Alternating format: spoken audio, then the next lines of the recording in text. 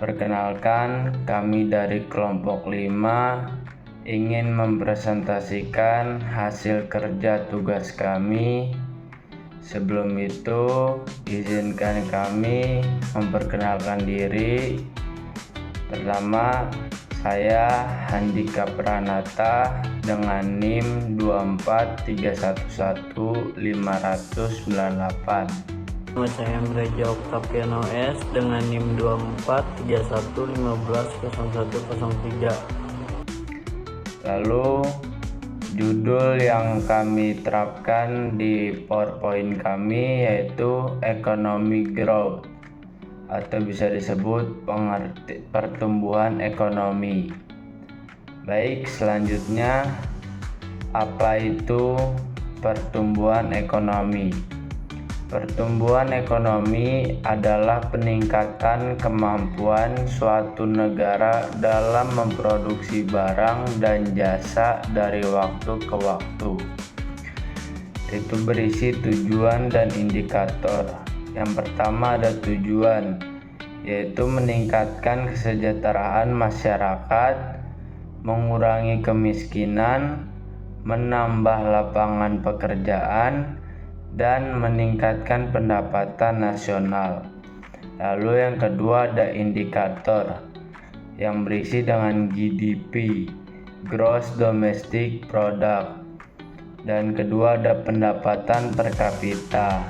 Yang ketiga ada produktivitas. Selanjutnya, faktor yang mempengaruhi pertumbuhan ekonomi, yaitu pertama ada akumulasi modal yang bisa disebut capital accumulation. Yang kedua ada pertumbuhan penduduk. Yang ketiga ada teknologi.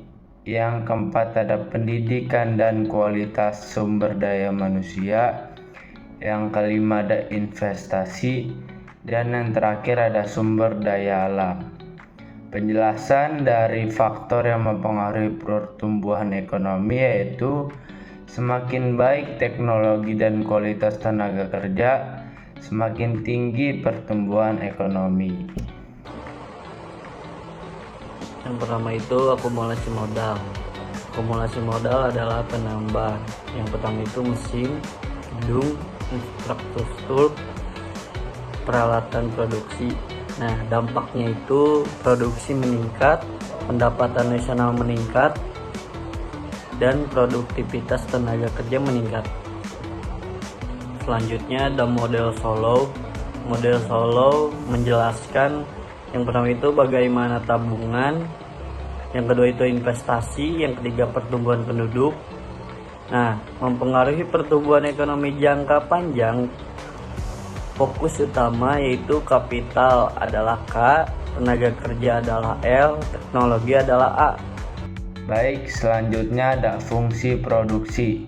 Fungsi produksi yaitu bisa kita sebut dengan rumus Y sama dengan F buka kurung K, L tutup kurung, dan Y sama dengan F buka kurung K, L tutup kurung, dan yang terakhir ada Y sama dengan F buka kurung K, L tutup kurung. Keterangan tersebut bisa kita ketahui yaitu Y itu sama dengan output dan yang K itu sama dengan kapital atau bisa disebut modal, dan yang L itu sama dengan labor atau bisa kita sebut tenaga kerja. Arti dari fungsi produksi yaitu output negara dipengaruhi oleh jumlah modal dan tenaga kerja. Selanjutnya ada saving and investment. Saving and investment, tabungan masyarakat digunakan untuk investasi, yaitu hubungannya saving tinggi bisa menjadi investasi meningkat bisa menjadi pertumbuhan ekonomi yang meningkat. Contohnya seperti pembangunan pabrik baru meningkatkan produksi dan lapangan pekerjaan. Nah, grafik steady state. Penjelasannya itu yang pertama itu SF atau K sama dengan investasi, lalu K sama dengan depresiasi. Nah, yang ketiga itu titik perpotongan menunjukkan steady state. Lalu steady state. Steady state adalah kondisi ketika modal pekerja tetap stabil, artinya investasi baru hanya mengganti penyusutan modal lama. Ya, dampaknya itu ekonomi tetap tumbuh stabil. Selanjutnya ada golden rule level of capital. Golden rule sendiri itu adalah tingkat modal yang menghasilkan konsumsi maksimum masyarakat. Tujuannya untuk mencapai kesejahteraan tertinggi dalam jangka panjang. Golden rule level of capital. Di situ ada grafiknya tersendiri, ada investment and description, terus ada K bintang golden and capital. Selanjutnya ada pertumbuhan penduduk, population growth.